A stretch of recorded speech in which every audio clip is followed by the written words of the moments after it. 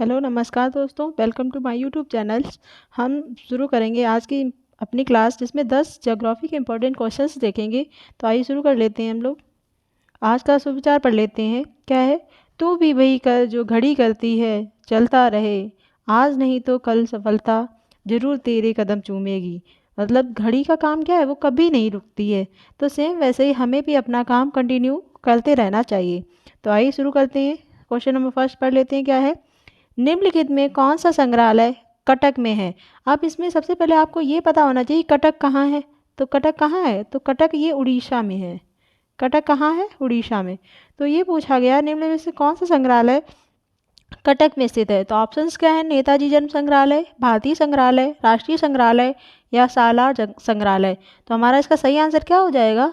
तो हमारा इसका सही आंसर हो जाएगा नेताजी जन्म संग्रहालय। तो नेताजी जो सुभाष चंद्र बोस जी थे, उनका जन्म कहाँ हुआ था? उनका जन्म उड़ीसा कटक में हुआ था। तो इनका जन्म कब हुआ था? 23 जनवरी को। कब हुआ था? 23 जनवरी। तो 23 जनवरी को हम क्या मनाते हैं, जो कि बहुत ही इंपॉर्टेंट दिवस है।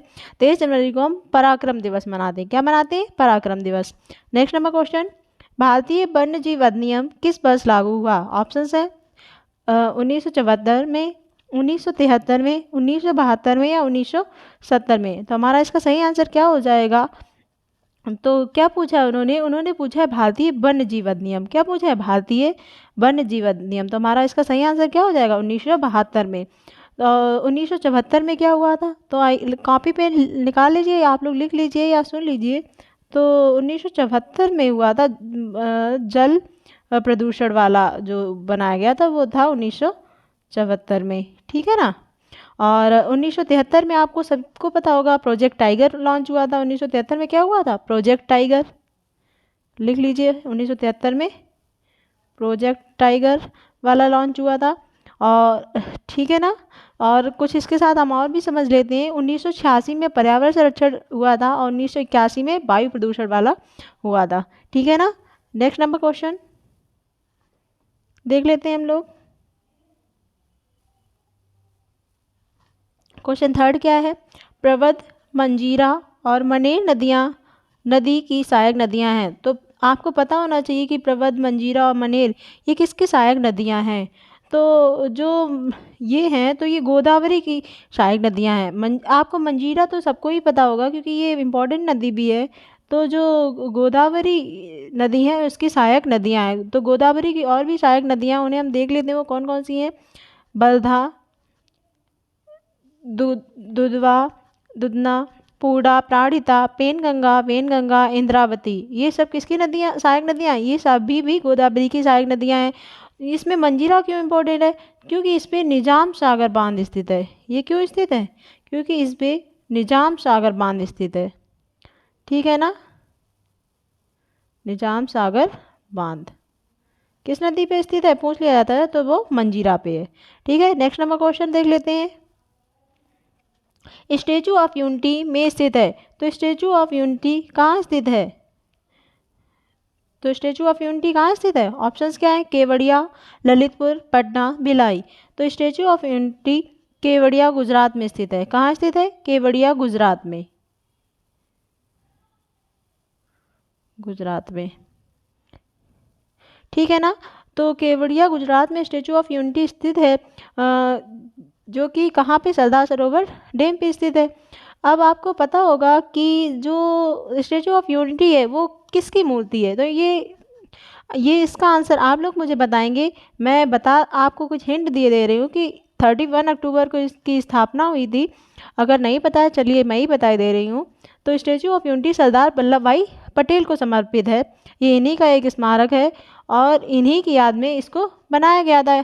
क्योंकि ये लोगों में एकता फैलाते थे, इसीलिए 31 अक्टूबर को हम एकता दिवस भी मनाते हैं। कितने अक्टूबर को? 31 अक्टूबर को। तो याद रखिए आप लोग, 31 अक्टूबर को क्या मनाते हैं? एकता दिवस। नेक्स्ट नंबर क्वेश्चन नंबर 5 देख लेते हैं। समुद्री निकायों और समुद्र में पानी होता है। तो समुद्री निकायों और समुद्र में कैसा पानी होता है? तो ऑप्शन है खारा, कड़वा, खट्टा, मीठा। तो इसका तो आंसर हर किसी को पता होगा कि समुद्री निकाय समुद्र में कैसा पानी होता है। तो हमारा आंसर क्या हो जाएगा? खारा। नेक्स्ट नंबर क्वेश्चन देख लेते हैं। क्वेश्चन नंबर 6, आपको भरना है। और ताप्ती एक दूसरे के लगभग समांतर बहती है लेकिन विपरीत दिशाओं में खुद को खाली कर देती हैं। ऐसी दो नदियाँ ये आपने हमेशा पढ़ी हैं जो एक दूसरे के समांतर तो बहती हैं लेकिन विपरीत दिशाओं में एक दूसरे को खुद को खाली कर देती हैं। तो कौन कौन सी है? हमेशा नाम इनका आप एक साथ में ही पढ़ते हैं, तो नर्मदा और ताप्ती। कौन कौन सी हो गई? नर्मदा और ताप्ती। नर्मदा और ताप्ती नदियाँ पूर्व से पश्चिम की ओर बहती हैं और ये कहाँ से निकलती हैं? मध्य प्रदेश से निकलती हैं और दोनों नदियाँ अरब सागर खंबात की खाड़ी में गिर जाती हैं। कहाँ गिर जाती हैं? अरब सागर में जो खंबात की खाड़ी में गिर जाती हैं। अब मैंने इससे संबंधित एक ट्रिक भी बनाई हुई है जो कि आप मेरे चैनल पे जाके वहाँ पे आप देख सकते हैं शॉर्ट ट्रिक इसकी, कि जो अरब सागर में या पूर्व से पश्चिम की ओर बहने वाली जो नदियाँ हैं वो कौन कौन सी हैं। ठीक है ना। नेक्स्ट नंबर क्वेश्चन, तो इसका सही आंसर क्या हो जाएगा? नर्मदा। इसका सही आंसर क्या हो जाएगा? नर्मदा। नेक्स्ट क्वेश्चन नंबर 7 देख लेते हैं। हमारे सौरमंडल के बाहर निम्न में ऐसा कौन सा ग्रह है जो आमतौर पर हमारे आकाशगंगा में किसी अन्य तारे की परिक्रमा करता है? तो इसका आंसर क्या हो जाएगा सही? इसका आंसर क्या सही हो जाएगा? ऑप्शंस क्या है? ऑप्शंस आप सबको दिख रहे हैं ना, तो आप लोग बताइए इसका आंसर क्या सही हो जाएगा? इसका आंसर ही हो जाएगा एक्सोप्लैनेट, क्योंकि उसने बाहर का कहाँ कहा है? बाहर बोला है, सौरमंडल के बाहर। तो कौन सा हो जाएगा? एक्सोप्लैनेट। ठीक है ना। Next number question, question number 8, निम्न में कौन सी नदी जास्कर और लद्दाख पर्वतमालाओं के बीच में बहती है? तो जास्कर और लद्दाख जो पर्वतमालाएं हैं उनके बीच में कौन सी नदी बहती है? तो आपको पता होना चाहिए कौन सी नदी बहती है? सिंधु नदी। ठीक है ना। सिंधु नदी को क्या कहा जाता है? लद्दाख की जीवन रेखा। सिंधु नदी को क्या बोलते हैं? सिंधु नदी को लद्दाख की जीवन रेखा भी बोलते हैं। क्या बोलते हैं? लद्दाख की जीवन रेखा।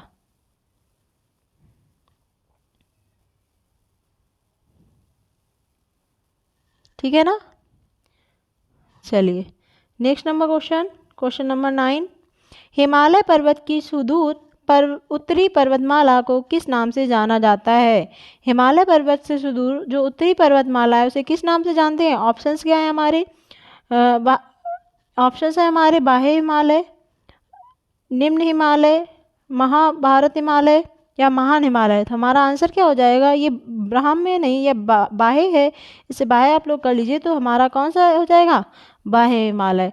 तो ट्रांस हिमालय के दक्षिण में और हिमालय के सबसे उत्तरी भाग में स्थित पर्वत श्रृंखलाओं का जो मन्य है उसे हम क्या? वृद्ध हिमालय कहते हैं। ठीक है ना।